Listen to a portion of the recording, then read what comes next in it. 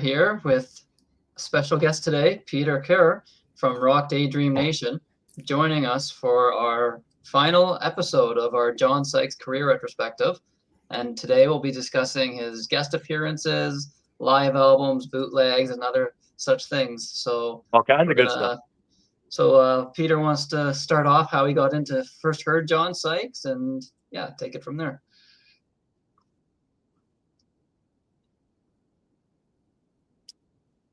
Can Peter hear us? Uh-oh. Uh-oh. We got an issue. What's going on? Technical difficulties at Logan's again. Were you muted? I don't know. This is weird. Could you hear me? Yes, I can. That was a great intro. Okay. Fantastic. There's Thanks, this long guys. dramatic pause, you know? Yeah. No. I was hearing some music on my... Did you not hear that? I heard some music. No. Oh, I heard some dramatic music. Okay. I wonder All if he right. heard the starting thing, you know? Maybe. Oh, okay. Maybe it's a delay. Anyway, fantastic to be on the show. Glad to have you, man. Yeah. Thanks for Good coming stuff. on, man. Yeah, absolutely. Just talk all things John Sykes. So, how did you discover John, and where did you first hear him? And Yeah, look, I think it all starts from here. So there was an album, 84, called Slide It In, which I really love, with Whitesnake. And around the, I think, late 84, early 85, there was a US remix that was starting to do the traps on the record stores with the imports. So I bought this. This is the a picture disc of the US remix. And I thought, oh, look at this. The band's looking kind of hair metally, quite attractive, and they've gone to a 4-piece, and basically John Sykes's, they've taken away the guitar lines of one of the guitarists. I think it might have been Mick Moody, and John Sykes has overdubbed and put his guitar lines, and sort of made it into an American sounding album. It's really kind of FM sounding, and it's got all the John Sykes isms, which we will talk about, across the board.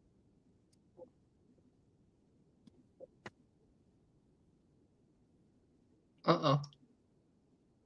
Sounds off. What's going on?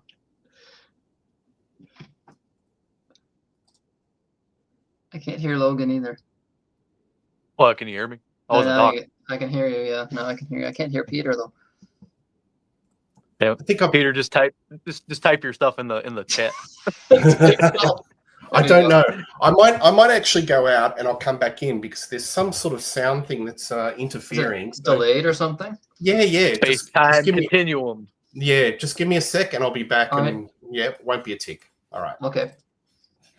Well, did me and you ever really talk about how we got into him first? I don't remember if we did. Maybe. Not really. Because, well, for me, I think it was probably this album. Yeah. But just hearing that stuff and just the digging it and loving it. First thing I probably heard would have been "Children of the Night," first song, Awesome. anyways. So Yeah. without knowing Without at the time I was young, I wasn't really paying attention to who was in the bands or any of that sort of thing. I was just getting into music, but it probably would have been "Children of the Night," the first thing that I heard. Yeah. Yeah. So let's see.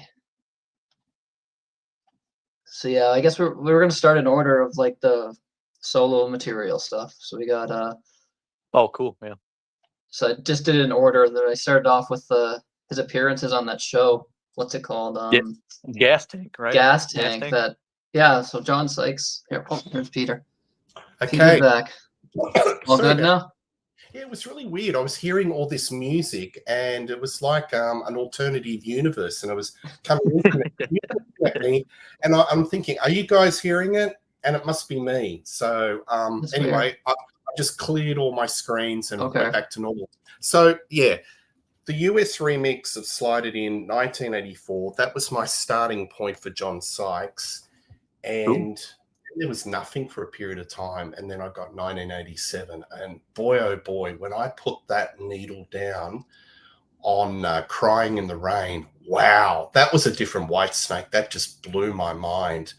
And the supercharged guitar work, Crying in the Rain, the guitar solo, Ainsley Dunsbar absolutely hammering the Great drummer. skins.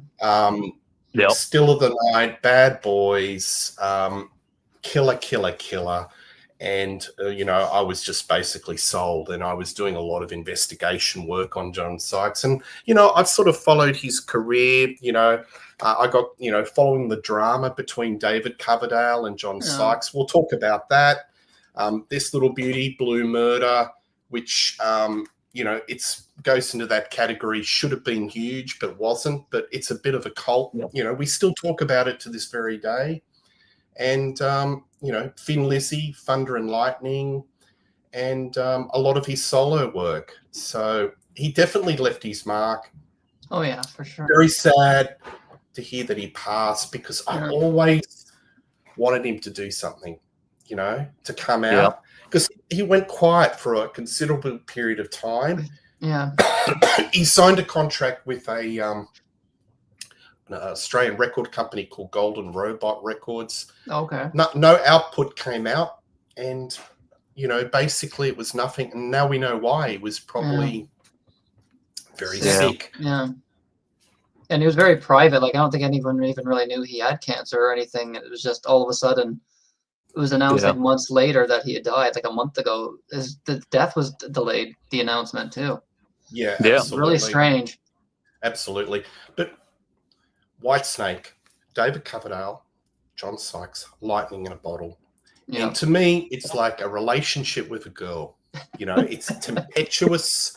It didn't last very long. It's hot, but it's not meant to last. It was a one night. It was a one night stand, I think. Well, maybe a 2-year stand. It was just tempestuous.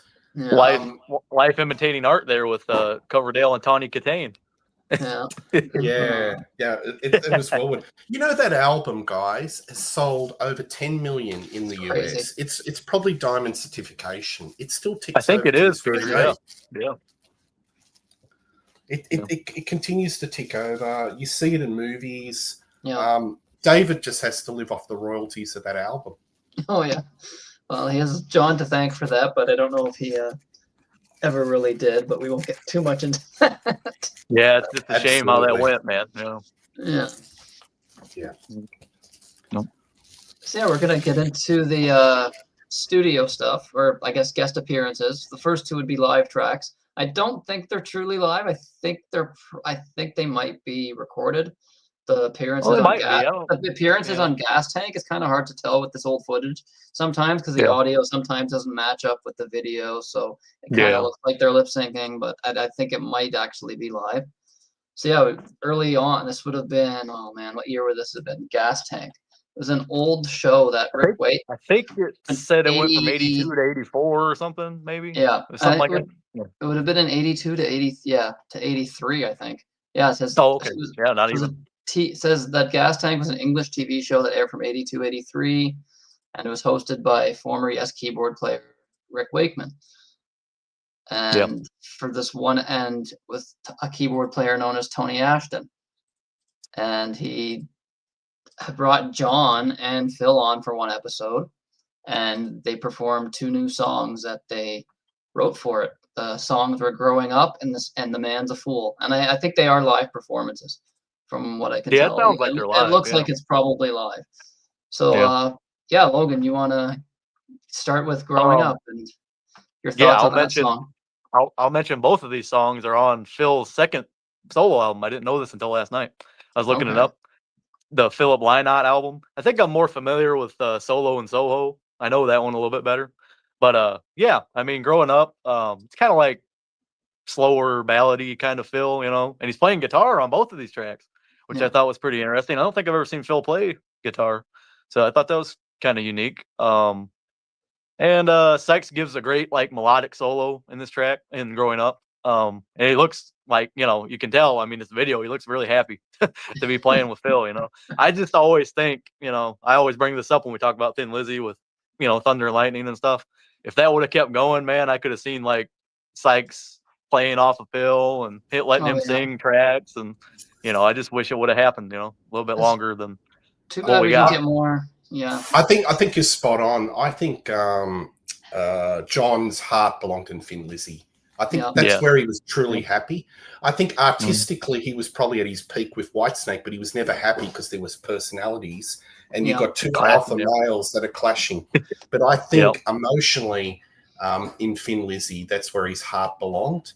And the story goes, Whitesnake were just throwing money at John to come across. And he said, no. And Phil said, you're mad. So John sort of said some ridiculous number, and they go, we'll do it. Wow. That's crazy. Crazy. But, that's about all I had to say about growing up. So, I mean, Sydney, you can go ahead if you want to. Like you said, it's kind of like it's really mellow ballad, but then like there's a Sykes solo in the middle of it that just comes out of nowhere. It's a pretty good highlight. Oh, really? And Rick Wakeman's solo right after Sykes's. That's pretty cool. Oh yeah, I like that. There's a keyboard. Yeah. Heaps of vibrato. He is the one. He is the king of the vibrato, isn't it? Just makes anytime he does a ballad, it just makes the strings sing. Yeah. You think it's just going to be this generic ballad, and then the guitar kicks in, and you're like, "Whoa, what's going on?" Where'd that come from? Yeah, it's definitely the highlight of the song. The song itself is not really my cup of tea, but the solo stands out. Like it's a great solo in that song. Yep. Yeah, that's pretty much all to say about that. And then the next one that they did on the show was "The Man's a Fool." So you want to talk about that one, Logan? Yeah, I get kind of like a Dire Straits kind of feel from this one, which I looked it up last night. Mark Knopfler's actually on that album, but he's not on that song. So it's kind of funny that it just has that kind of chord signature and kind of the way it's all together lined up. It's got a nice chorus. Another nice melodic solo from Sykes. I think he stretches out a little more on this one than the previous track. And the chorus, I think it works really well with Wakeman's keyboards, kind of backups Phil's vocals on this track. And then like it kind of in the middle section of Growing Up, this one kind of ends with Rick and John kind of trading off licks with each other. That was pretty cool. And I think I listened to the studio track last night of this one.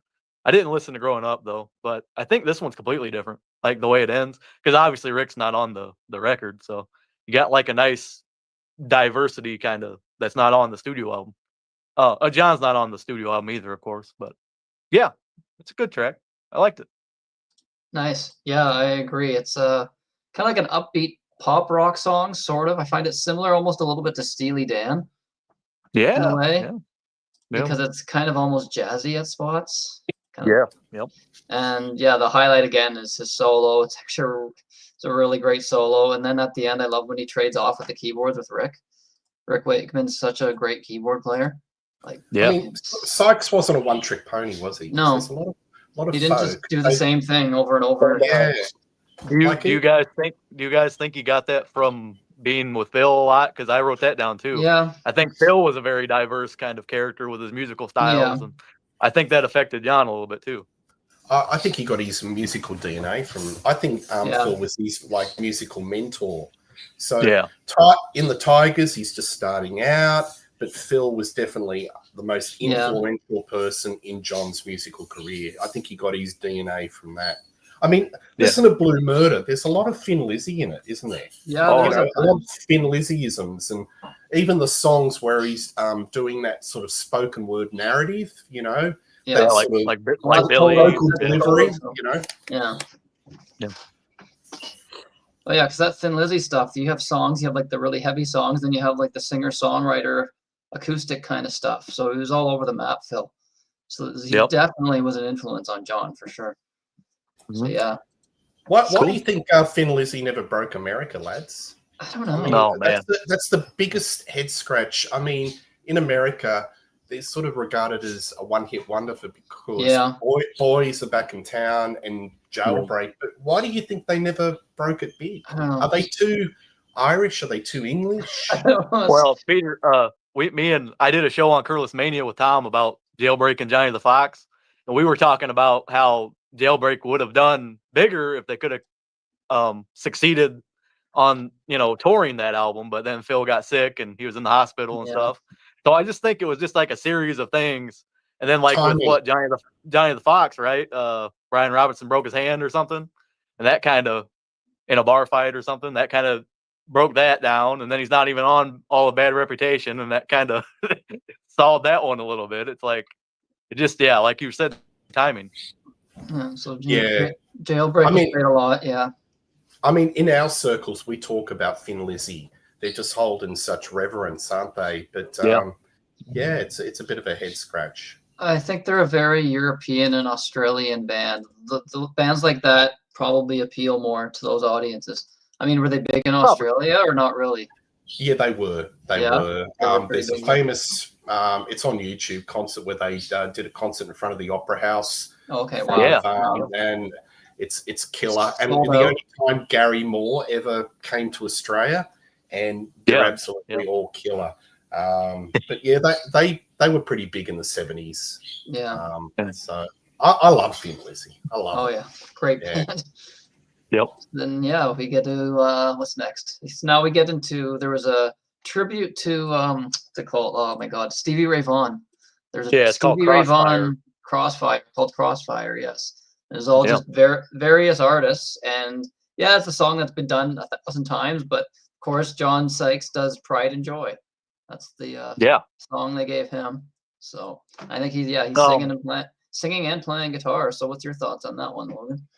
I like that track pretty good. It sticks to the original arrangement, obviously, of Stevie Ray's in a way. I mean, like the rhythm section does, but like when John does the solo section, kind of like what we've all talked about, but Peter brought it up. I mean, Sykes' tone, whenever he plays a solo, it's just, you can tell instantly who it is. You can tell it's not Stevie Ray Vaughan on the solo.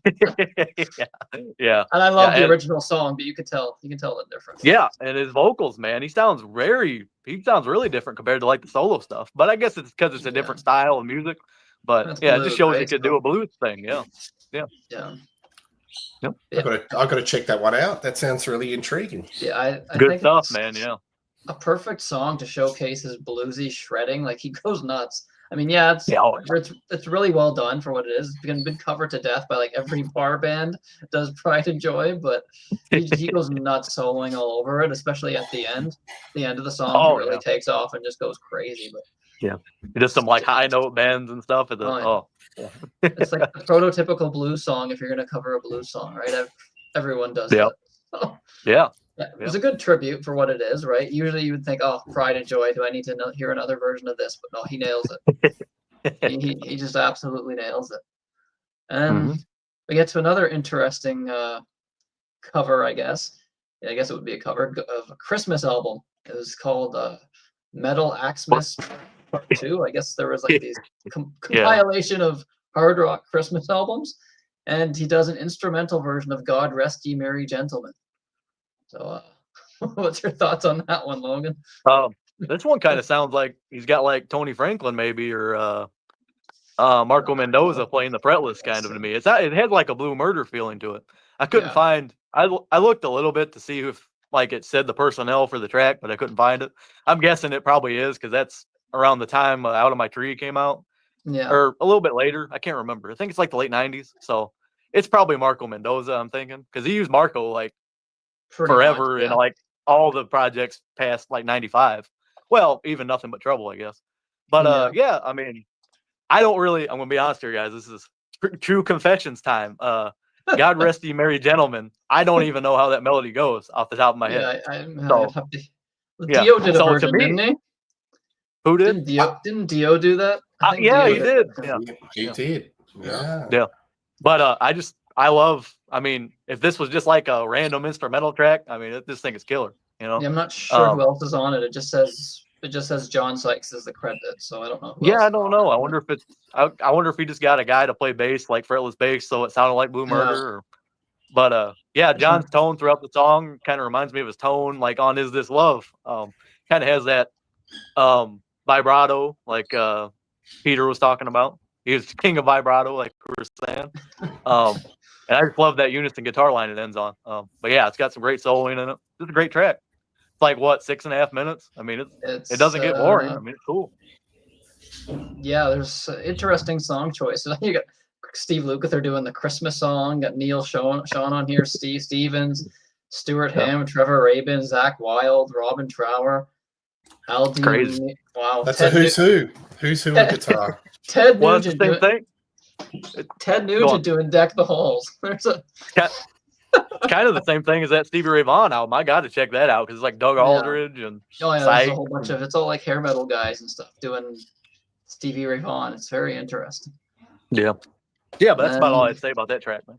All right, and upcoming is from Hughes. Oh my God, Hughes Turner Project, right? Hughes Turner, thank you. Hughes Turner Project. They had a song on their one album called "Heaven's Missing an Angel," which John played on. So. I know this one. I love the Hughes Turner project. I love the one and two, and he really makes his guitar soar on that. So that was a bit of a surprise. They've had a few interesting guest artists. They've had Steve Vai, "Losing My Head," I think is one of the songs, and John Sykes. So some real heavy hitters. But man, it's one of those albums. It came out in the wrong time. It came out in alternative rock. You know, if Hughes Turner put this album out in the 80s, it would have been a huge hit, but it was just not the right time. But it makes you wonder. Too bad they didn't. Yeah. Check it out, folks. 1 and 2. Yeah, I need to listen to it. Really great.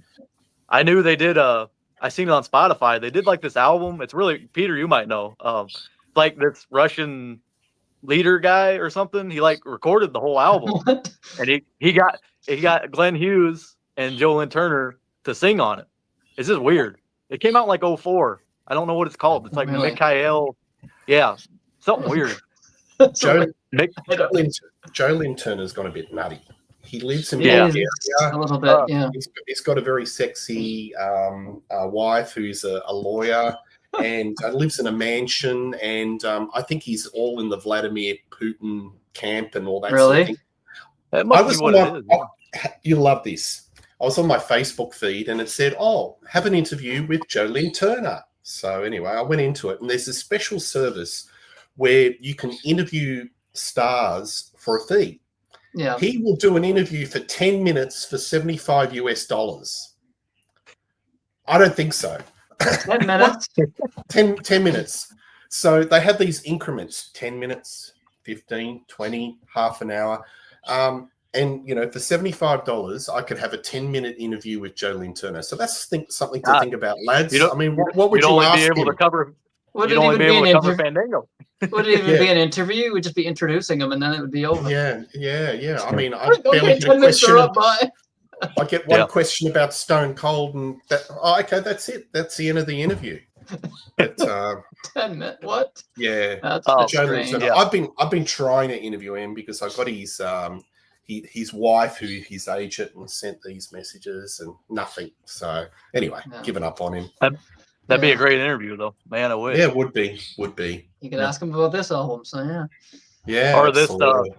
I looked it up, guys. Yeah, it was because Hughes Turner Project started touring, and I guess they stopped around 2004, and I guess they were asked to record vocals for an album composed and organized by Moscow's deputy mayor Mikhail Men. So kind of weird. It's called Made in Moscow. Yeah, I don't know, but yeah, I have to check this other album out. And probably both of them. I guess they're probably both pretty good, right, Peter? Yeah, absolutely. They're killer. But Eastern Europe, they love that power metal, that melodic rock. That's always been very, very healthy. Yeah. It's a healthy rock scene over there. The only thing go ahead, Sydney. Yeah, I don't think those things are ever really meant to last when these two different band members from different bands get together and do these projects, right? How long do they ever really? Yeah. Like something that's done for fun, let's do it. And if it goes anywhere, sure, then let's. It's kind of weird when you listen to the album. Like that, right? When you listen to the album, the singers sound the same. You can't tell who's Hughes and who's Joe Lynn Turner. Very similar sounding vocals. But really, I seen this song, "Heaven's Missing an Angel." It says it was more of a Glenn Hughes thing. So I really only hear Joe Lynn Turner kind of on the chorus line when they're singing. But yeah, I mean, obviously Glenn Hughes is killer.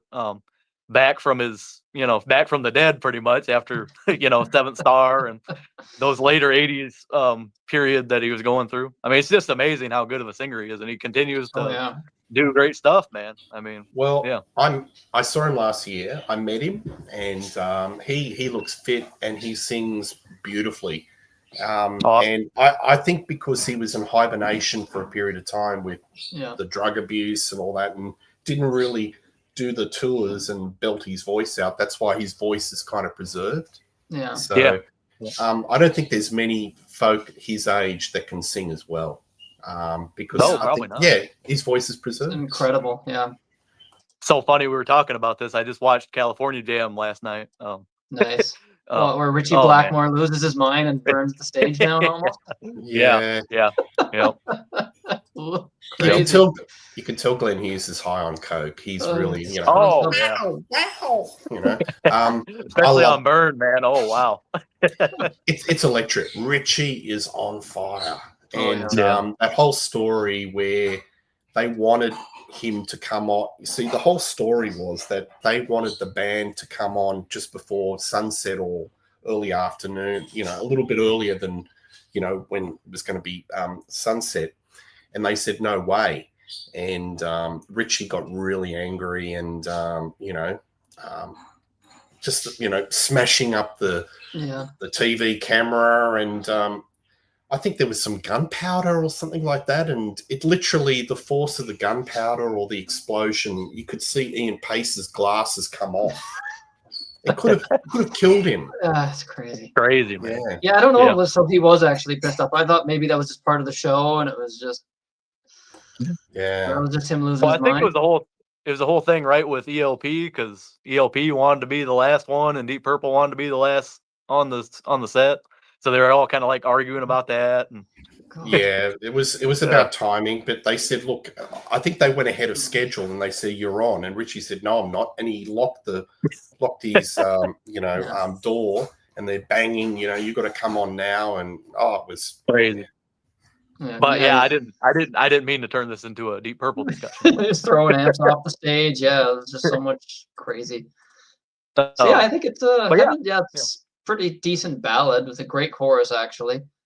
Sticks in your head. Really, really good chorus, catchy guitar riff that Sykes plays. It actually says he's credited with a co-write on that song. So he's actually a co-writer on that too. So they gave him that. And it's a great, very melodic solo with great feeling. Song does drag on a bit. It probably didn't need to be like 8 minutes long or 7 minutes long. Yeah, it's a little long. Yeah. I mean, a ballad shouldn't really be 7 minutes. You don't need to, but it's I think still a good song though. 4 minutes. 4 minutes top for a ballad. That's the Peter Kerr rule. 8 minutes is like a super epic power ballad. You gotta change it, right? But I find we talked about this before, of course. Like some of his songs on Nothing But Trouble kind of go on a little long, and it's still a great track. I mean, no, it's still a great song, but they should have cut it a little bit short because you have that great solo in the middle, and then they kind of just keep repeating the chorus again and again and again until it fades. It's like, okay. But who's going to tell John? Rein it back in. Nobody's going to tell John. Yeah. John should have been like, "Can I add some more soloing here at the end?" But it's not his band, right? He's just guesting, so he's not gonna try that. That already failed when he tried to kick Coverdale out of his own band. So what's that all about? I mean, come on, seriously. Strange. I mean, very strange. everybody talks about Camp Sykes versus Camp Coverdale, but it comes down to the fact he did go to the record label and try to kick Coverdale out of his own band. Oof. Yeah, it's strange. And that got him and everybody else kicked out. It's just weird, very strange. So the next one is God of War from Derek Sherinian from Dream Theater, from one of his solo albums. So there's a song called God of War, and this I'll say is easily by far my favorite of all this stuff that he's guested on. So what's your thoughts on this one? After you said that, I listened to it and I'm like, I listened to everything in a row last night just to make sure, and I'm like, this is the one. This is the best track on the of the 7 we had to listen to here. This is on Derek Sherinian's fourth solo album, Mythology, which I think has a bunch of different people. I think Derek always has a bunch of different guests and stuff. Marco Mendoza's on bass on this track. Brian Tichy's on drums, and Zach Wilde joins John Sykes on guitars. Which I've read Zach says John was a big influence on him, and you can tell in Ptolemy and stuff like that, the pinch harmonics and stuff. It totally sounds like something Zach would do, and that's totally probably where he got the ideas, and he just made it his own thing, But yeah, I just love this track. Syked. There's a plenty of time signature differences, and I think it goes between 7/8 and 8/8 on the keyboard solo that Serenian does, and then it goes into the slower paced part, which is in 4/4, and Sykes does his solo there. It just makes it all his own, for a couple minutes. Kind of combines his slower lead lines with the shred style that he likes to do. Yeah. And then Zach takes a solo towards the end, which is good too. But yeah, just a highlight, of the songs we had to do today. Oh yeah, for me, I was just about to say Derek's the best keyboardist in rock at the moment. Cool. If I was going to do a project, I'd bring him on. Nice. Like Backcountry Communion. Yeah. Oh yeah, he's in that band too. That is right. Magnificent. Keyboard fills. Speaking of Glenn Hughes, there you go. Yeah, right. All of it's interconnected. Funny that all these guys. I mean, England's not a very big country, right? When you really think about it, compared to the U.S. and that's. Oh yeah. It all comes back to Deep Purple, gents. Everybody knows each other. Everything is Deep Purple. It's like one big tentacle, Well, Derek's not American. Derek's American though, but still, so it all still somehow. Yeah, but we could play a game. You've heard about the 8 degrees of Kevin Bacon. We could just do the 8 degrees of Deep Purple. Yeah. Everyone's connected to Deep Purple somehow. Yeah, throw Black Sabbath in there, and Oh yeah, there's so many connections. It's crazy. For me, this is a great instrumental song, and then Derek does a really cool keyboard solo, and then it's followed by a really fast but melodic solo by Sykes, and then at the end there's another solo by Zach. It's good. I don't think it anywhere. I don't think it's as good as Sykes' solo. And then at the end, John takes off for another solo at the very end and just goes full speed, and it's just lightning. It's very quick. It's not a very long solo, but just ends it with a solo. The song basically ends with a guitar solo, just him going nuts, and then it just stops. Really high energy instrumental song. Peter, have you heard that, or? If you had the chance to hear that song before or no? No. Go check it out. You gotta check that one out. Yeah. Easily probably the heaviest and most rocking out of all this stuff. But yeah. Well, and it just makes me wish that this lineup of a band would have made an album. Can you imagine? Can you imagine? Yeah. Oh man. What about Winery Dogs? That could have been a great body. Eddie Trunk is one of the biggest John Sykes fan, and he was really heavily involved in getting the guys together. And look, for a year they were really looked like they were doing rehearsing, but John pulled out. Makes you wonder, did he know that he wasn't well? Yeah. Was there other reasons? A lot of people were sort of thinking, oh, he's being petulant, he's being egotistical, but we don't know. There could have been some health issues behind it as well. It all makes sense. Who knows how long, that's been going on. I mean, because the last album was 2004, so 20 years without anything. Yeah. So But the guys in the band said that the time we had with John we really appreciated, and we could see he was just such a great he was a great guy, great performer, but it's a great what if question, isn't it? The Winery Dogs with John Sykes. Yeah. Also, he was originally in talks for that. Okay. Yep. Yeah, he was in the original lineup and pulled out. Wow. Then we could have even more of a Mike Portnoy could have been there you go put into the circle. the Deep Purple circle. Just cheat and throw that in there too. So then, the last one of these is "Still Got the Blues," which is it's a Gary Moore song. They did it. There was a Gary Moore tribute album. I'm not sure if it might have been shortly after Gary passed. So is that Bob Daisley? Is that the Bob Daisley compilation? Yes. Yeah. Okay. Yeah, I think it must have been shortly after Gary passed. I'm thinking. Yeah, I think it's 2018. So yeah, it's not long after. Not long. Okay. Yeah. So what's your thoughts on this version of Still Got the Blues? I think I've seen a lot of people in the comments. I was reading the comments when I was reading it or listening to the song, and it seems like a lot of people agree. Like Sykes is the only guy who got that close to Gary's tone and feel and vibrato and everything. And I never really made the connection until I sat down and listened to the song. But a lot of similarities between Sykes and Moore, really, when you think about it, stylistically. And I mean, because like Gary Moore had like the jazz fusion period, and I mean, Sykes had that little thing with Derek Sherinian. He's doing a little bit of like progressive metal kind of. I mean, both these guys were so versatile and they could do pretty much anything like you throw at them. You know what I mean? So it's just a great cover of it. And Sykes does a great job singing the song. And it just kind of makes it's not Sykes on vocals. Oh, it's not? No, okay. I'll get to that, but yeah. Okay. So it's I was wondering. I didn't know if it was him, but yeah. So it's great song. Great rendition of it. I mean, it's not a song you can really change, right? It's a blues song. You're not really gonna change it much, but he nails the solo. Like Gary Moore, I think was his biggest influence. I think he cited Wikipedia says Moore is like one of Sykes' biggest influences.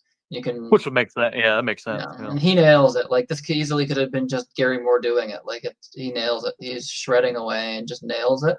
But the singer is actually, I don't know how to say his last name. It's Bowes, Bowes, Danny Bowes. And he's a singer of a band called Thunder, a British band. Oh, yeah, I've heard of them. They're huge in the UK, but not well known outside the UK. Yeah, they're huge. I've heard a few of their one or two songs, but yeah, he's a great singer actually. Very meat and potatoes. Stand correct, dear guy. Very meat and potatoes, rock and roll, sort of four on the floor. Yeah. Nothing frilly, just straightforward type of rock. Yeah. Yeah. He's got a great voice on here. This guy, it's Danny guy. He's a great singer. And he's got the great voice for blues. I'm surprised Sykes didn't sing it, but I guess because this just seems like something he'd do to me. I guess because Bob Daly put it together, right? So I guess he got bunch of different musicians, and for this one, he just decided. I think that says actually Danny sings. I think on every song. Cool. I think Danny's the singer on everything, so he's doing all of it. Well, if anyone could make it happen, Bob can. Yeah, Bob Daisley's got the connections. Did you interviewed Bob, right, Peter? Yes, I did. I did an interview, and he was doing some sort of album. I forget who it was called, but it was like a bluesy album. And I think he was getting Joe Lynn Turner on vocals. I spoke to him last year or the year before. I should catch up and see where things are at and all that sort of stuff. But nice, cool. But I know he's a huge fan of John Sykes, and Sykes I think was influenced not only by Moore but Blackmore and Page. You've got to put those guitarists in the mix as well. Yeah. And Rory Gallagher and all those. Yeah. Oh, Rory's phenomenal. Yep. Yeah, you got to get Bob to hook you up with Joe Lynn Turner. Come on. He can make it happen for you. $75 for 10 minutes. Get Bob to pay for it. Man! But that's the future of interviews, isn't it? It's going to be like you got these rock stars that do greetings, like $300 US. Steve Pearcy or Rattle wish you a happy birthday or something like that. And you might be able to ask a question. Oh boy! It's all changing, lads. It's all changing. Yeah, crazy. It's another income stream for these bands. So record sales are gone. They've got to do T-shirts. They've got to do merch, and now it's going to. They do the VIP, and now it's interviews. Pay to chat. That's crazy. Wow. It's getting a little bit scary. Yeah, or like you can set up be Gene Simmons roadie for $12,000. Yeah, I don't know about that. I love Kiss, but I don't know. That got canceled and ended quickly. I think he canceled the tour, didn't he? That was huge. That was a huge backlash. A Kiss back? Are they back? I don't know. Yeah, they're doing in October, right? Yeah, they're doing a no makeup. They're doing like no makeup shows. So I think when people called them out for it, saying that I thought you just did a farewell tour again and that you weren't going to tour anymore, they used the excuse, well, this is without makeup, so it's different. Well, Right. I think it's right now. It's only Okay. one day or one night or whatever. Yeah. So Yeah, I we'll reckon see how they'll long do. that lasts. I reckon they'll do a residency in Vegas Oh my next God. year. So Definitely. ridiculous. Yeah. Well, unless the avatars come out. I mean, come on now. It's the same band, whether you got makeup on or not. It's still Kiss. So you can say that just because you paint your face doesn't mean you're not like you still kind of went back on the farewell tour thing. Give me a break. Well, It's a bit guys, weird. I mean, he did that. They did that how long ago? I mean, come on. Yeah, that's the third farewell tour. Like, I don't know. Oof, yeah. It's just, That's it for me. That's it for me. That's Yeah. it. That's Yeah. farewell. that's Yeah. yeah. So we're gonna get into some live discussion. We decided since there's like 6 live albums, we're not gonna sit there and go track to track because that's insane. So me and Logan decided to pick our 3 favorite live songs from each of these live albums, and we're gonna go in year of recording. So starting off with Life. So Cool. Logan, what's your? It doesn't have to be in any order of your favorite, third to one. Just what are your 3 favorites, and just briefly talk about why. Well, I put The Rocker, Angel of Death, and Waiting for an Alibi are my 3 favorite from this. Just love The Rocker because it has like Sykes, Gary Moore, Eric Bell, right? Scott Gorham. Yep, Scott Gorham. I think Brian Robertson. Brian Robinson's there, yeah. I mean, you got like, I think it says on Wikipedia it's like 8 guys playing on stage at once. I mean, everybody but Snowy White. Yeah. They didn't invite him, I guess. I don't know. It's weird. Very strange. But yeah, I mean, just a great track. Angel of Death is a little different. I think they started a little different, which is kind of cool. There's a couple songs, even Don't Believe a Word. Phil does it like originally. It was a slowed down like blues song. Yeah. So they kind of switched that arrangement out. I like that. But that wasn't one of my songs. So going off already. Waiting for an Alibi. Great song. And I love this song perfectly, like what we were talking about with the Gary Moore thing. I mean, Sykes just nails Gary's parts on this track. And I like on this album too, on Life overall, you can tell, to me, you can tell like on Jailbreak and stuff, like when Sykes is doing like Robertson's parts, and it's just cool because he brings his own flair to it. He doesn't do the same thing that them guys did. I mean, Gary Moore, like that solo, it's a little bit similar, but he still brings his own thing to it. But I just wrote down a little info like where they recorded it. Came from like the Hammersmith Odeon mainly in London, like one of their last shows, I think. This was the last big thing they released when Phil was alive. And the album charted kind of weird here. It got to number 29 in the Swedish and the UK charts, and it got to 185 in the US. Boo America. But and I thought this was weird too. It says it recharted in 2023 in Sweden at number 29 again. Oh, wow. I thought that was a little odd. So it got to the same spot twice. But that's why it's safe. They love their rock in Sweden. They love their melodic rock. I reckon they probably had they've got a melodic rock festival, and Sykes or somebody might have been playing that year and actually charted. Yeah, maybe. Yeah, everything probably. Yeah. But they love their rock. Oh, Sweden's got great taste in music. There's a lot of great Swedish bands, but yeah. Oh, absolutely. Yeah. Isn't it funny? Like that Thin Lizzy live album, Sykes brings a lot of energy. Oh yeah. To the live sound. It's sort of like it's got a bit of a metallic edge, and everything is extremely up tempo. Yeah. So it's like he's put an electric jolt with a lot of the arrangements. Alibi. Boom, it's right into it. Oh yeah. Yep. Great choice. That's good. So we only had one overlap for that. So yeah, my 3 were The Rocker, and like you said, pretty much what you said at the end. I love how at the end Phil's introducing all the guitar players, and with John Sykes, he's always Mr. Johnny Sykes. He always said Johnny. Oh, that reminds me, guys. Waiting on an Alibi before he does the solo, he says, "Hey Johnny, play a little more for me." I love that, man. I get chills every time I hear that. And really, they weren't in a band very long together, so it's funny how close they actually became. They obviously must have just got along. They hit it off for whatever reason, and Sykes seemed to do all these tributes to him, like in some way or shape or form. So all the way throughout the solo career. I think Logan hit it on the nail that, if they did another album post Thunder and Lightning, Yeah. the sky could have been the limit. They could have broken America again. They might, yeah. Well, I'm surprised when Phil put Grand Slam together that Sykes didn't join that. Yeah, it's true. Yeah, because he left for Whitesnake. Well, I guess because he left for Whitesnake, right? But but still, I don't think his heart belonged to Whitesnake. I think it was Commerce. It was more of a money thing. Even though I think he's done his best work with Whitesnake, like Still of the Night is a masterpiece. We'll talk about that. But I think his heart was always in Thin Lizzy. Yeah. Heart. Yeah. 100%. Yeah. From the music that he wanted to make. Well, and he. So yeah, my favorites, like you said, the rocker was amazing. Has that they're kind of just playing the same like two notes, it sounds like, or two or three notes, or whatever, over and over and over again at the end while he's introducing them. But it sounds amazing. It's to sit there doing that just over and over, and my hand would cramp up if I don't play. Like, I can imagine your hand would cramp up just sitting there. I think I was thinking the same thing, Sydney, when I was listening to it this week. I was like, man, they're doing this a long time. It's like 2 minutes of just doing he's introducing all of them. That's awesome.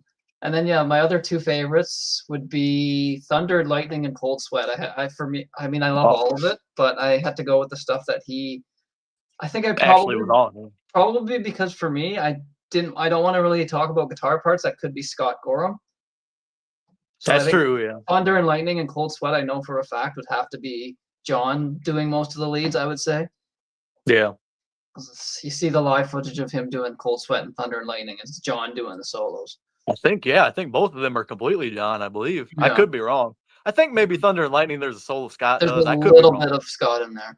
But Cold Sweat, I think, is all, And not much to say. Yeah, matches. We've already talked about these songs on our other Sykes show when we did the Thunder and Lightning album. Yeah, two great, amazing songs, and the live versions are just as good. And these songs just are brought to life even more live, even though they're already brought to life on the studio album because they're such good, heavy, up-tempo songs. And I think Cold Sweat was the one that John Sykes actually brought into the band himself, right? So great song. And he's played that, and as you see, he's played that on pretty much every live album that he's done, regardless of what band he was in. So I just want to say one more thing about Live. I feel like it's a little underlooked compared to Live and Dangerous, because everybody always talks about Live and Dangerous, which I get it. I mean, it's classic and killer for a reason, but I think Life is right up there with it. To be honest, I mean. Well, Logan, maybe it's even more live than Alive and Dangerous. Yeah, people call the story about Alive and Dangerous is a little bit of studio trickery. Ironically, Life might be the live album. I think Life does actually sound all live. To me, it doesn't sound like there's any overdubbing. Yeah, I don't think you can hear a little bit. Phil's voice is a little bit strained, a little bit, right? I think that's the only thing. But you got to think. I mean, 10 years of touring, constant, nonstop. Yeah. I mean, but Live and Dangerous, it almost sounds too perfect. Like they're like, okay, this has to be a recording because it almost sounds too perfect. Yeah. Still a great live album, but I don't know. People have said it's about as live as Kiss Alive. I don't know how really true that is. How much or live Unleashed in the Studio by Judas Priest. Unleashed in the East.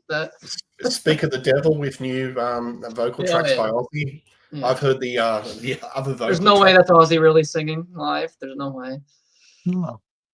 But still cool. Still a great live album. But that's my 3 for Life. So then next we'll do Live in Sweden '83. This was released later on in the 2000s, but it was recorded in '83, so I figured go in that order. So, what's your 3 favorite from that? I want to mention it was released in 2002, and I never knew about this album until Sydney was talking about doing it. Recorded in August 5th and 6th of 1983 at Oribo and Avesta, Sweden. Oh, it's a Phil Lynott solo album. I forgot to mention. Phil Lynott live in '83. Yeah, basically a Phil solo album, like you said. But it has Brian Downey's on drums here. Sykes, obviously. So Phil. So you got 3/5 of the Lizzy band at the time. Mark Stanway was on keyboards, which I guess that guy was the guy who kind of pushed this album to be released. So that's kind of cool. He was from another guitar. Oh, he was in the band Magnum. Cool, yeah. I didn't know that. and Donal Nagel. I hope I'm saying his name right. Nagel, maybe. Nagel, I don't know. Yeah. Yeah, I don't know. But he's on additional guitars. So yeah, and like Sydney said, the album mainly consists of Why Not solo songs, some Lizzie tunes towards the back half of the album mainly. I had some kind of probably different tracks compared to Sydney here. Favorite tracks for me on this one, which Night in the Life of a Blues Singer. I really like that one. Okay. It's kind of like, yeah, it's kind of slower and melodic. Sykes gives a nice solo in that one. And their version of Parisian Walkways. I hope I said that right. But yeah, it's a great song. I think Gary Moore ended up covering that too, right? Or did he do that before them? Can't remember. I know he did do it, but yeah. But that's there's another connection. Yeah. But yeah, and I went with King's Call for the last one. His kind of tribute to Elvis. So yeah, those are the three. But yeah, it's a good live album. I'm glad Sydney turned me on to it. I never heard it before. So yeah, I honestly never heard it either. I was looking up. I wanted to include everything, and then I came this. This is definitely live because this was actually recorded straight from the soundboard. So it's 100% yeah, you can tell. live. Yeah, There's totally, yeah. And it sounds great though for something that's recorded directly from the soundboard. Like you would think it was just like unlistenable, but it actually sounds amazing. Like it was really well done considering. Like you would think it would just sound like crap, but it was really well mixed, and so for considering. Yeah. So it's just straight up live. Like I like it because to me it's just straight up live. But yeah, my three, I did do King's Call, so I did include that. And it's you mentioned the Elvis thing. He does a line from what's the Elvis song? There's an Elvis song that he does a line in at the end. He starts kind of like quoting an Elvis song. I can't remember what it is. Yeah, I know what you're talking about. So then it's a good song, good, great solo in that. Great fun solo. As any song that John Sykes is going to be on has that signature John Sykes soloing. Could be like the most generic, straightforward song, and then the solo will kick in.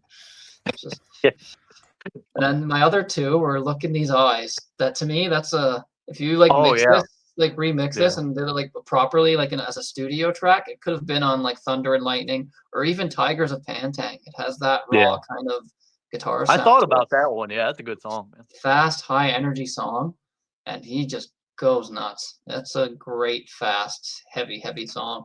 And I think it was supposed to be on a Grand Slam album by Phil, but there's demos of it. There's like Grand Slam demos of it, but the recording's not really that great. You can tell because it's just a demo, but it would have been cool to see like an official studio recording of that. But it's really well done live. It's high energy. And then my other one is it's hard to really call it a song, but I don't care. Baby Drives Me Crazy.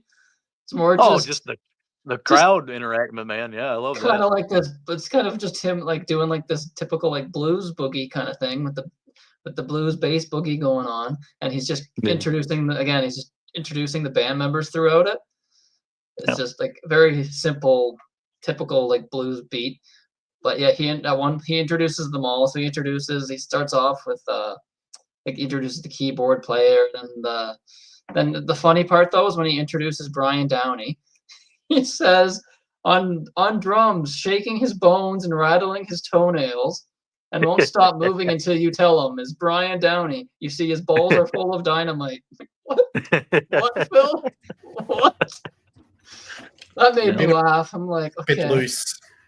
Like, alrighty. That's definitely that's what sometimes makes the good for these unedited live albums. They'll get that thrown in there. And it's like, wow, okay. Yeah. Made me laugh. Phil was always a master of throwing a little bit of stand-up comedy in some of these performances. That had me on the floor when I heard that. I'm like, really? Where did he come up with this stuff? Just on the spot. Like, but he was hilarious when introducing guys. And then when he introduces John Sykes, you better watch out, girls, because the man with the axe is Mr. Johnny Sykes. Yeah, he starts playing a lead over that, right? And then afterwards, he starts doing this and that lead where he goes nuts. And it's just basically pretty much just a blues jam, or he's just using it to like introduce the band, and like at the end he gets the crowd going and they're all just yelling baby back to him. And then a bunch of times, and then after the crowd yelled baby back to him a bunch of times, he says say magnifique, and then he's like, oh wait, wrong country, we're in Sweden. Hello Cleveland. Oops, wrong country, he says. It's so funny. And then he says, and then I think he says magnificent with like a fake like Swedish accent. I'm like, oh boy, it's pretty funny. Really funny. But yeah, those my three was Look in These Eyes, King's Call, and Baby Drives Me Crazy. So then we move on to the next live album, which was Screaming Blue Murder, dedicated to Phil. That's actually what it was called, dedicated to Phil Lynott, Screaming Blue Murder. So what's your three favorites on this?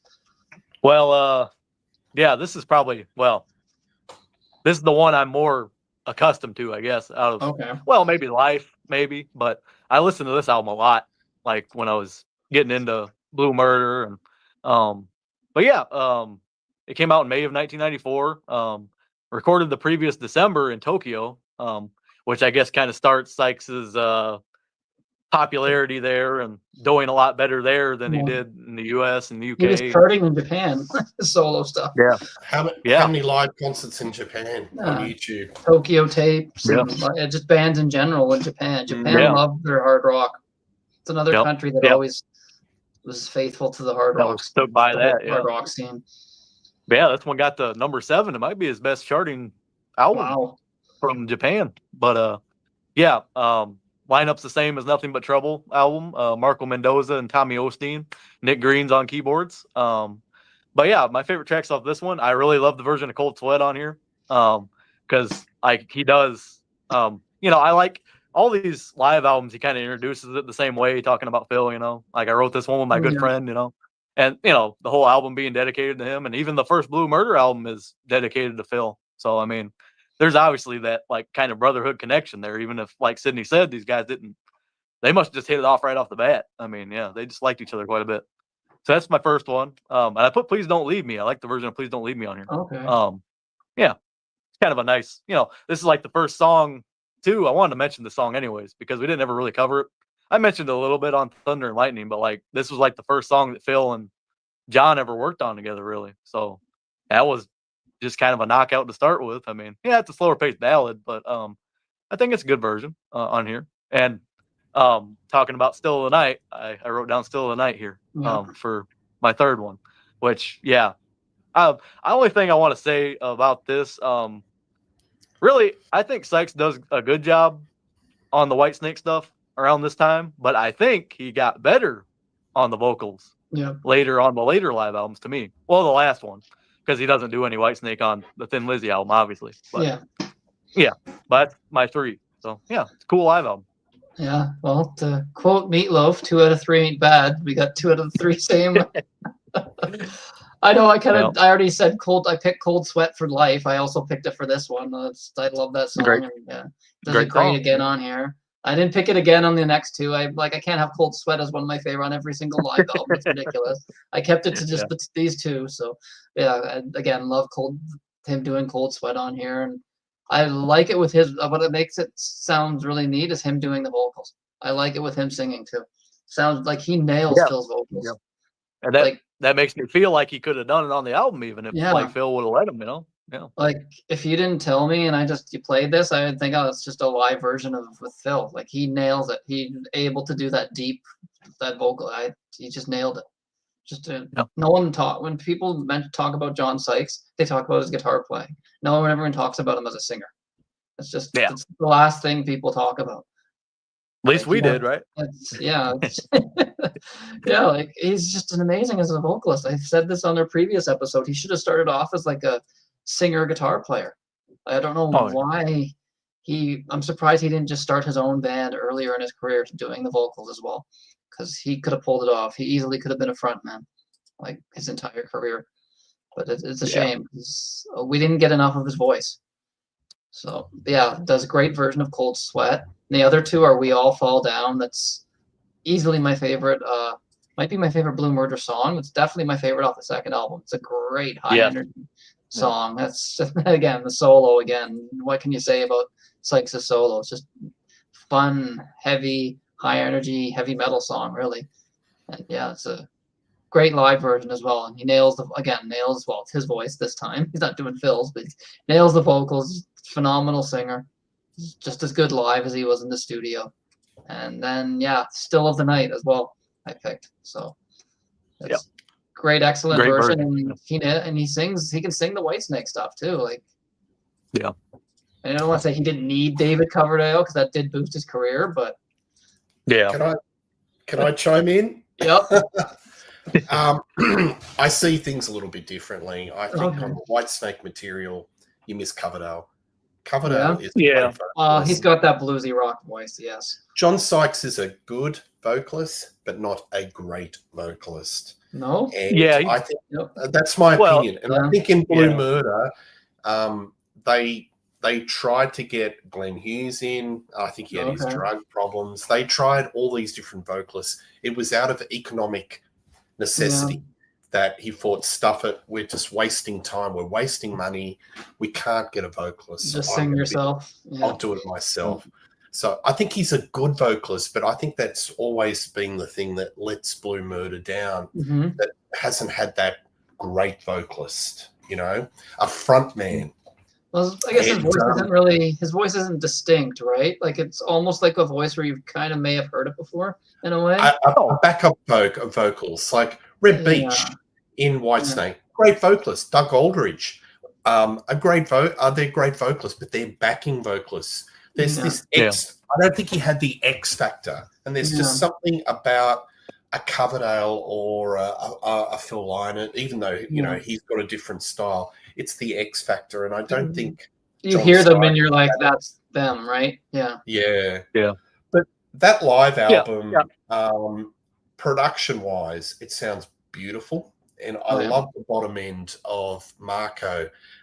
I was never a fan of fretless bass, but boy, listening to a lot of the Sykes live, I love the fretless bass and how it works in the bottom end, whether it's Tony Franklin or Marco on that particular album. It kind of really drives it along. There's such a groove going. And my only little quibble about this album is I think the crowd noises are a little bit maybe amplified a bit. High up in the mix, Yeah, I don't know. Is it a little bit fake? I'm not sure. I don't know. I know there are albums out there that have used like fake crowd noise and stuff. I've come across that before, so I'm not sure really, but but I think you do notice on this album with Whitesnake, the Whitesnake songs, you kind of I do miss DC's vocals. That's my opinion. Sorry. Cool. Coverdale's Coverdale, right? Well, I think Sykes is like Peter said. I mean, he's not Coverdale, but I think he does justice to these songs. He does it justice. He's a good vocalist, but not a great vocalist. Yeah. I don't think it's like he's not butchering the song, right? It's not like, oh God, this is unlistenable, right? It's does a good version of it, he can make it work. And it's his guitar parts from the original, right? So he's not playing somebody else's guitar part. It is his guitar parts. So he's the original. Yes. So that's 100%. Yeah. Great live version.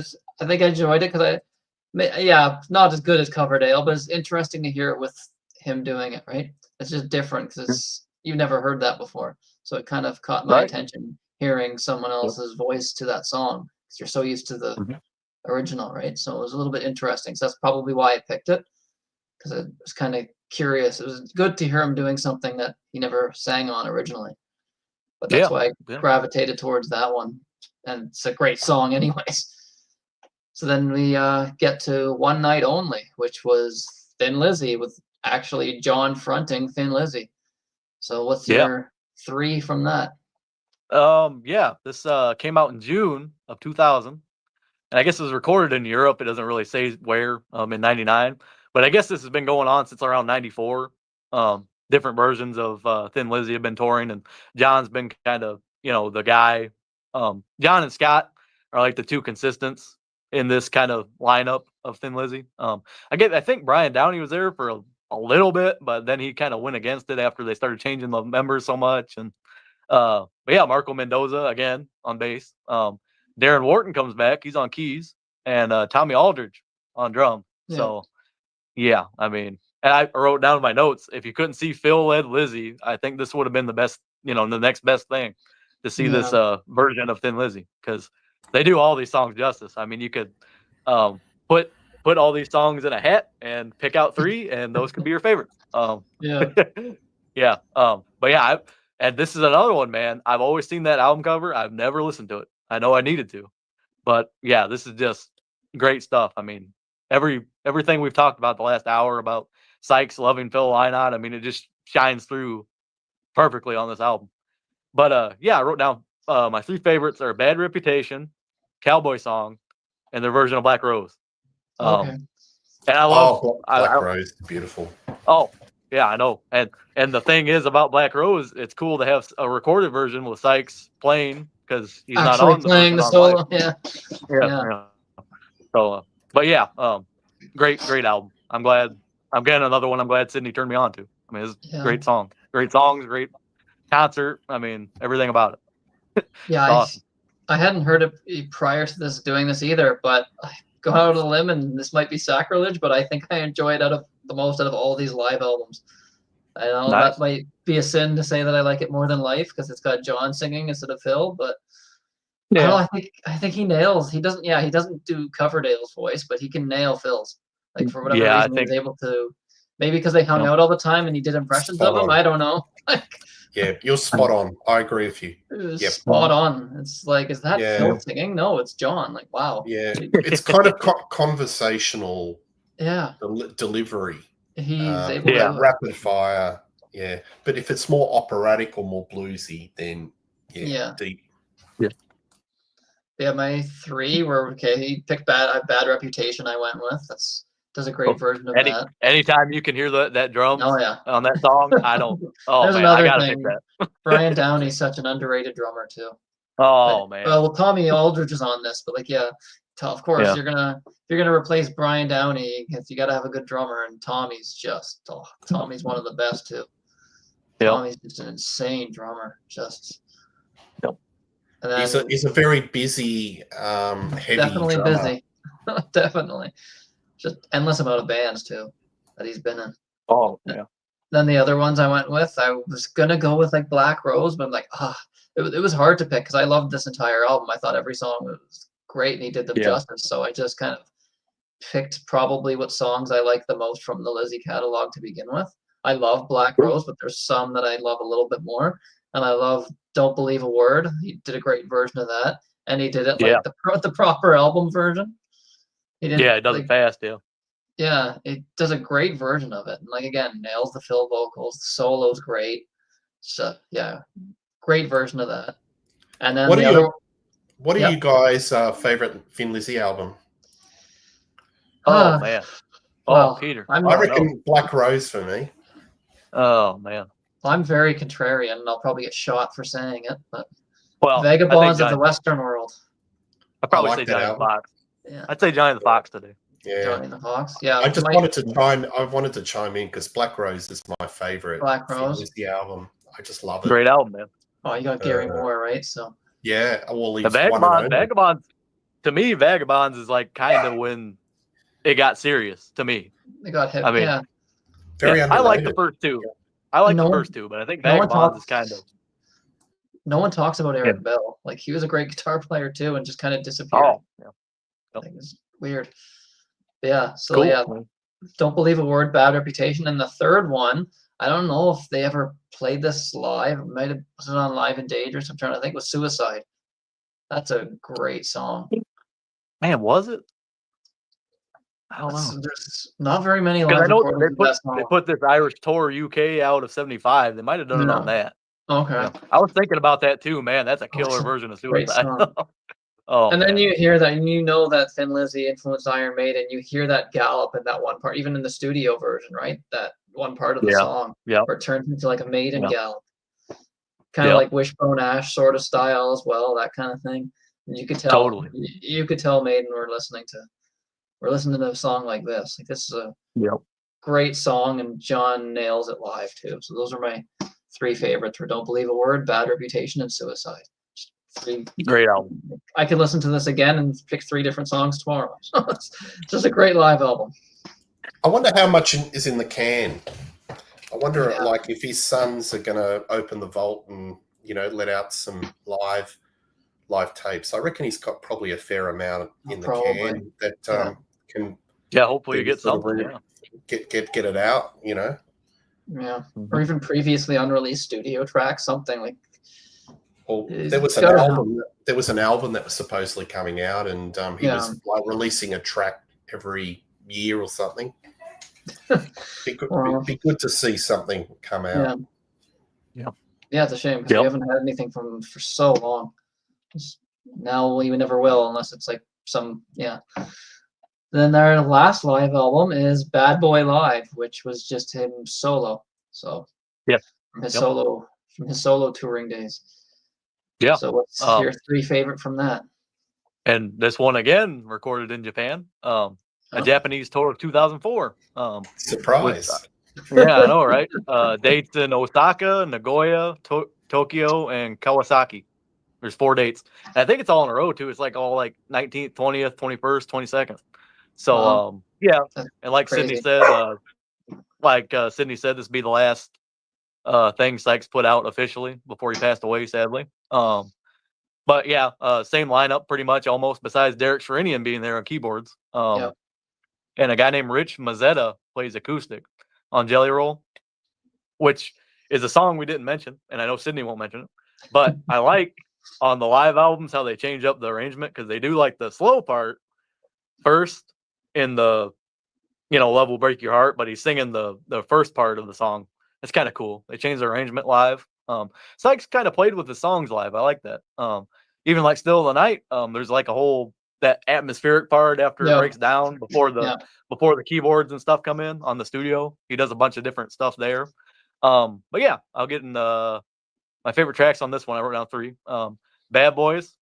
I think Sykes does this song, man. Yeah. This is a killer version of this to me.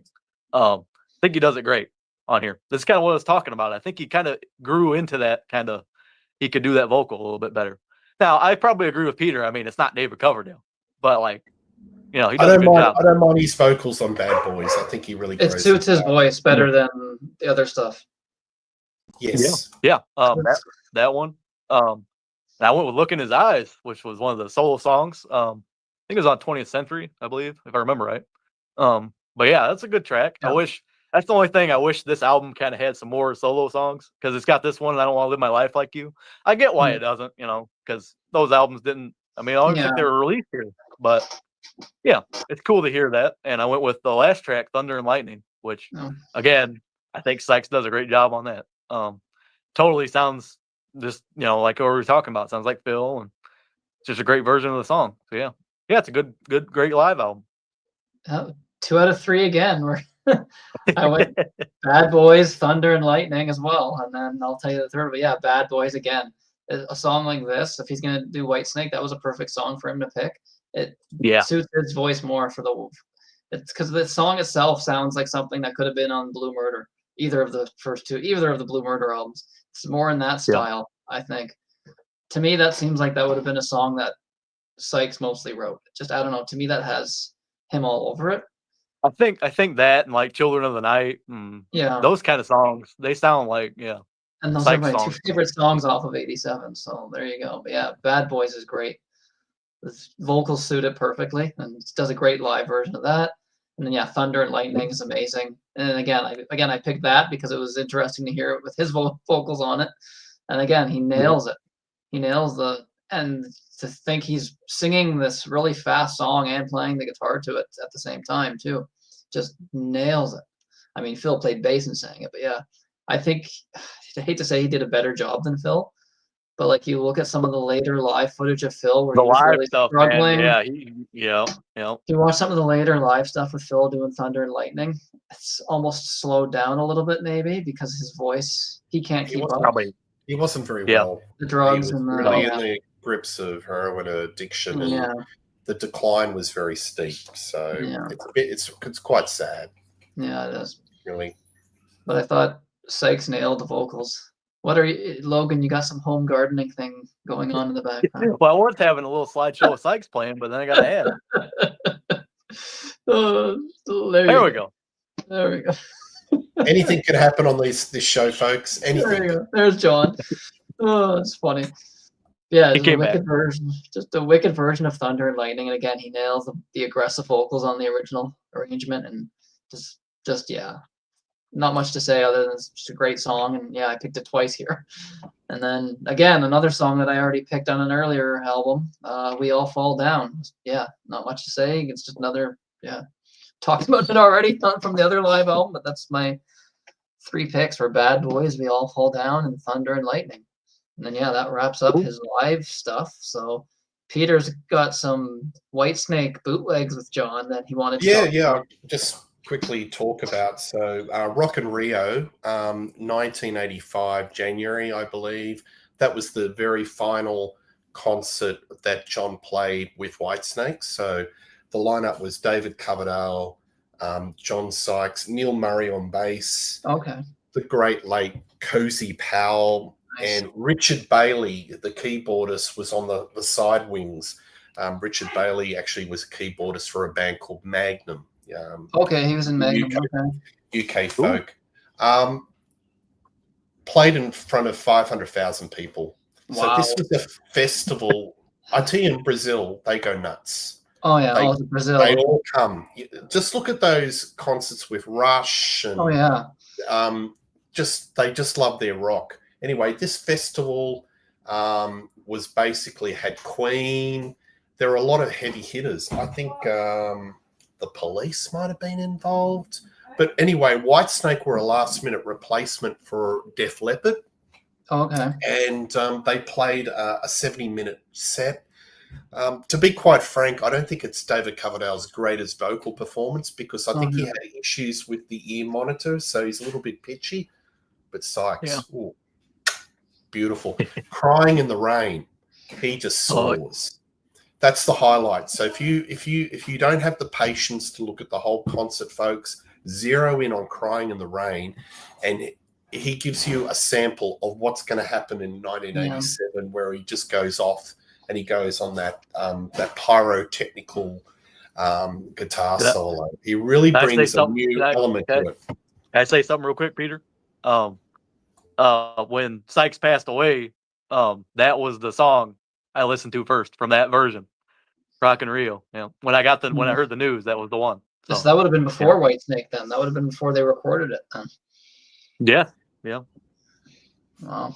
So, I think the sound of the band was a little bit. I don't know. I can understand why David wanted 2 guitars just to beef it up a little bit. So that's the only time that Whitesnake have had a single guitarist in the band. So it sounded a little bit thin.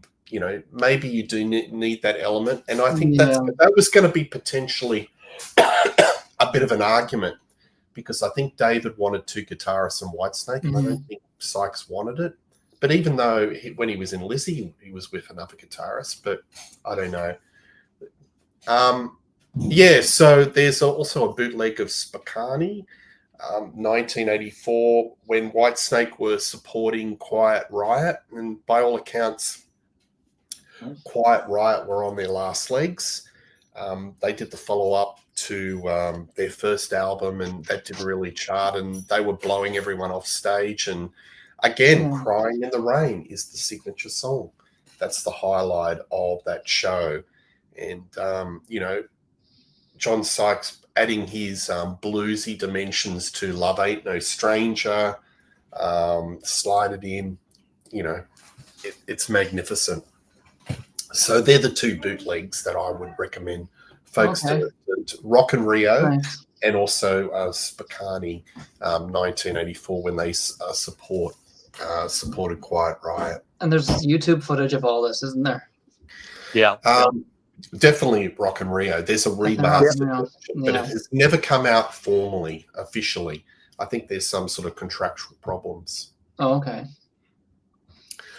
And then there's another one in Sweden in 1984 where it was John Lord's very final performance. Wow. So if you want to hear, I think Mel Galley might be in the band. Oh, wow. And when you want to hear John Sykes and Mel Galley, that's a really good performance. And it was recorded for a Swedish show at 11 o'clock in the morning, which was really interesting. That's weird. Yeah. It's weird that he would have played with Mel because he replaced him. He played. Yep. He Well, I replaced. guess he Mick did. He Moody. did. I guess he did play with him technically. And He replaced Mick Moody. Mick but, Moody, I he guess. played Yeah, with, because Mel I guess Kelly. he did. Yeah. Yeah. So they're three key bootlegs or performances from the Whitesnake side. Yeah. Cool. That's cool. Like, yeah, you mentioned Def Leppard. I mean, I forgot to mention he did do backup vocals on Adrenalize, but that's not much else to discuss about that album. We won't get into that album. Do we want to talk about how he auditioned for Guns N' Roses? Did he? See, there's a lot of I never knew that. Dude. Really? I never knew that. Were you aware of that? Oh, I'm sure him and Axl would have gotten along great. Yeah, I think he was looking for a steady job, income stream, and this is around the time of Chinese democracy. So I think later. Okay. Buckethead okay. got it, but he auditioned. To be quite frank, I don't think he would have been a good fit, personality wise. Yeah. To me, I think that was in that period. He was probably just looking for some salary, bit of income. So this wasn't originally. This wasn't like not at the beginning. You're talking. No. This is around Chinese democracy. Oh, okay. Yeah. Probably like 90s or something, maybe. It would have been like Vivian Campbell in Def Leppard. It would have been like that scenario. Could you imagine John Sykes just sitting back and just strumming and yeah. Maybe it would have made the album better. I don't know. I never know. But I don't think his style of playing suits Guns N' Roses because they're it's a very loose style of guitar work. I mean, you've got the Slash, but I just can't imagine John's style of guitar playing would have been a right fit. But yeah, he auditioned for Guns N' Roses. Yeah, I could see Axl throwing a fit because he's going off live and it's. I think he auditioned for Dio too. Wow. He was right at the start. See, we were robbed of that. He was like rivals with Vivian Campbell. Oh, there you go. That would have been a wicked band, Dio and Sykes together. I'm surprised that never happened. Like, there's a lot of what if situations where what if this guy worked with this guy and sliding doors, yeah. I can't imagine Dio and Sykes. That would have been. Hey, you'd think he would have ended up in Dio's band at one point, like. Again, I think very high. The personalities. You think? Might have. Who knows? Been involved. I think after 87, when he tasted success of 87, and I mean, he was rewarded financially really well because he was just the albums were ticking over, and he'd get the royalty checks, and he'd be well looked after. He could probably think, look, I really want to be a master of my own destiny, but it was this album that failed. He really put everything into this album, and when it failed, I don't think he was quite the same. Yeah. Yeah. Yeah, because he would think, he never went on any audition. He never went and got the part in any big band after that. Like, you were just in two big bands, and then that's it. Yeah. Yeah, absolutely. Have you guys seen Blue Murder, some of the clips on YouTube? They like some of the live footage? Yeah. Yeah, I was watching some of it. Yeah, I've seen some of it, yeah. They look great. Oh, yeah. There's footage there was this MTV footage where they do Billy, and it's on Weird Al Yankovic's MTV show. And they're playing live in the studio, and they're on fire. And for a three-piece, it's like a big sound. They're really going for it. So awesome. You wouldn't think John Sykes and Weird Al in the same sentence, but made it work though. Yeah. Should have done a song with Weird Al. There we go. John Sykes on a Weird Al album. Can you imagine? That's the version of Billy, right? That they keep doing the ending and it doesn't want to stop. Keep doing it again and again and again. Absolutely. It's awesome.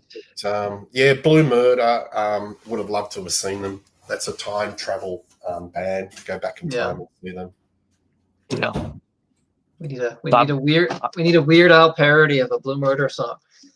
I don't know what it would be, but well, I'm just really glad we decided to do this for Sykes and get more familiar with the catalog, and it was a great series, man. I'm glad we did it. You figure you're not just doing one band, right? You're doing multiple bands, so you're gonna get different. Absolutely. So I did a show on Rock Daydream Nation where you pick your 5 favorite Sykes. Mine was Still of the Night. What is your favorite John Sykes song, gents? Ooh, overall, Peter. Song? Yeah. Song? Oh, I don't even know if I could go. I could probably do album, but song? Uh, that's a tough one. I probably would go Thunder and Lightning. Good one, man. I might do Cold Sweat tonight. Tonight, yeah. Cold Sweat, Thunder. Yeah, that's another one. I can't get sick of Still of the Night. I think that's Yeah. just the most perfect rock riff. Just, Oh, it's a good yeah. It's just totally inspired. yeah. Everything about that, the way it's constructed and everything, it's just Yeah, even Martin Popoff said, I think in one of his shows, he said that's probably one of his favorite rock riffs of all time. It's a great riff. It's recognizable. You hear it. It's and any guitarist, they just, that was like they would champ at the bit to play that in a band. Yeah. So.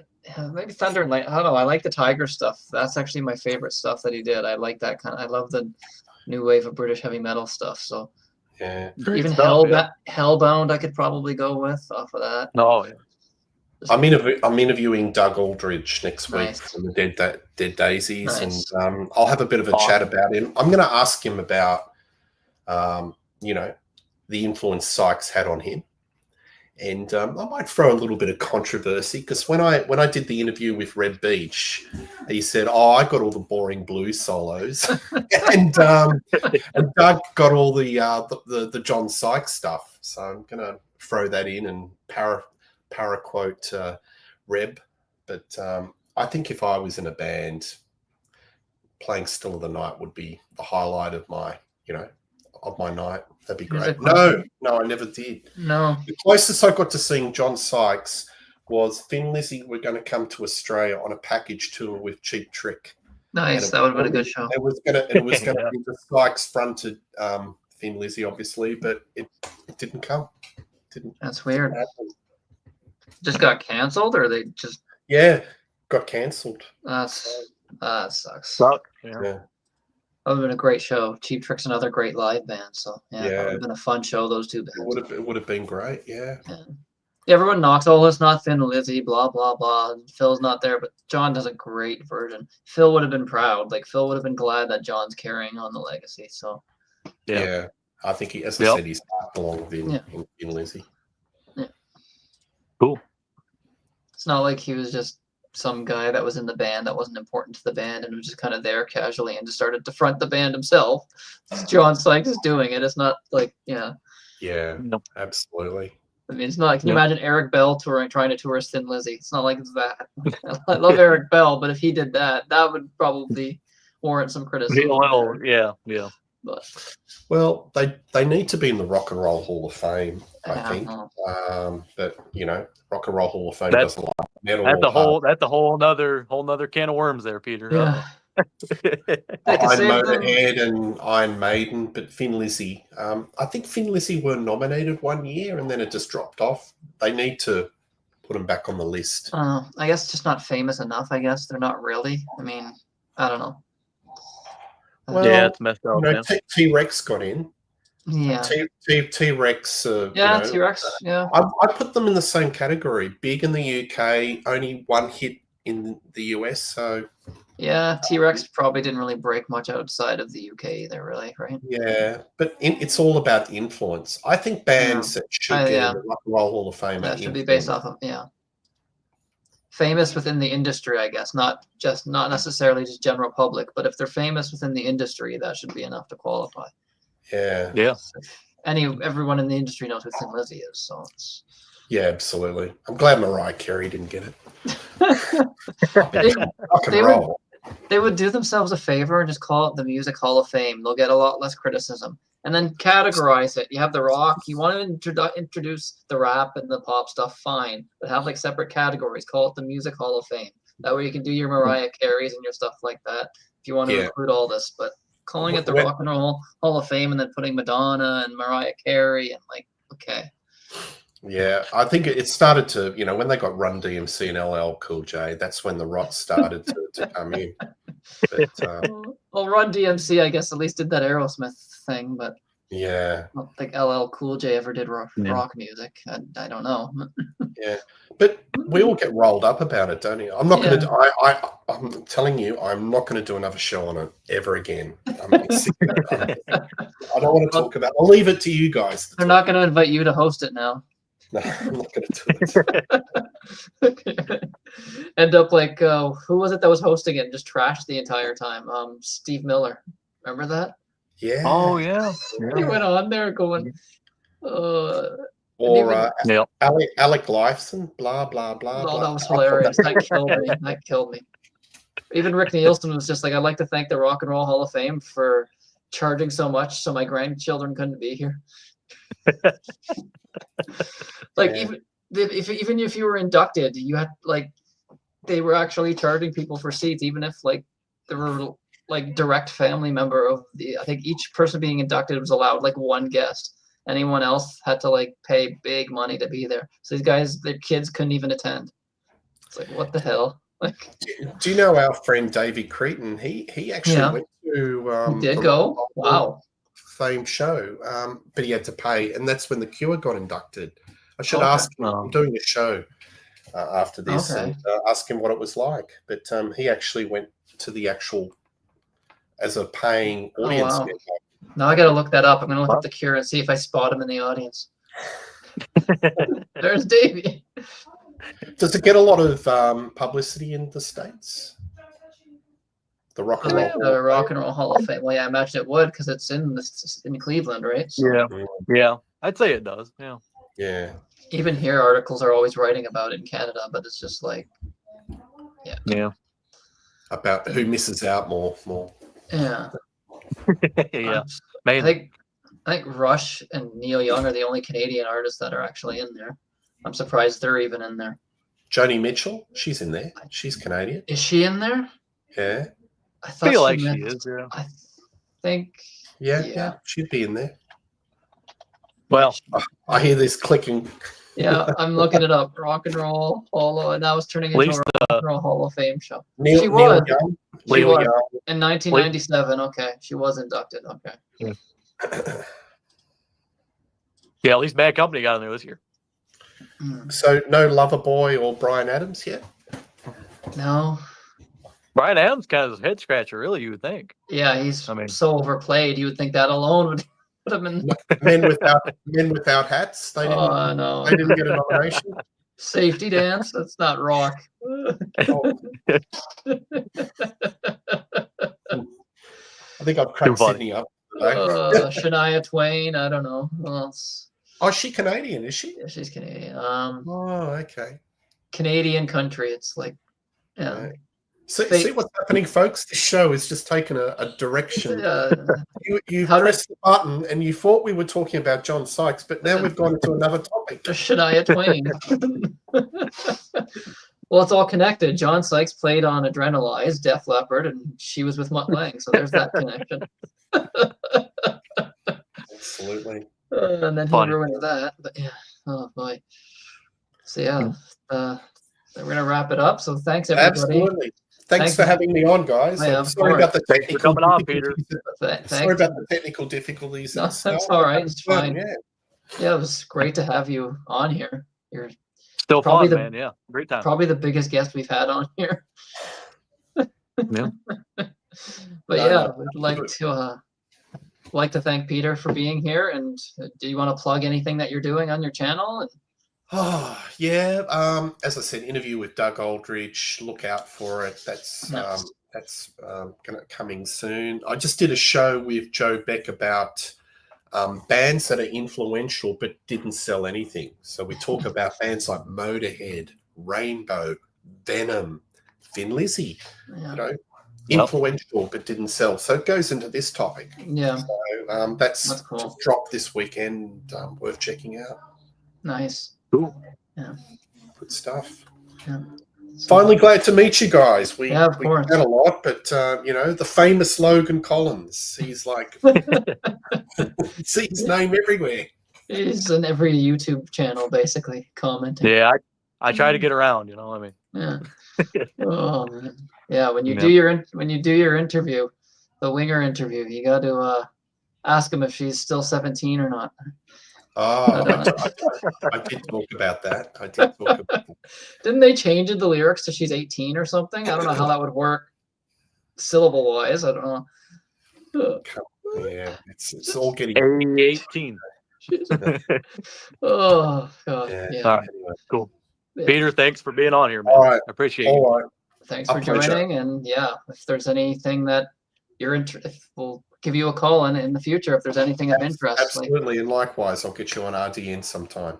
Sweet. No worries. Cool. Cheers, guys. See ya. Have a good one. See ya. Have a good night. Have a good night, everybody.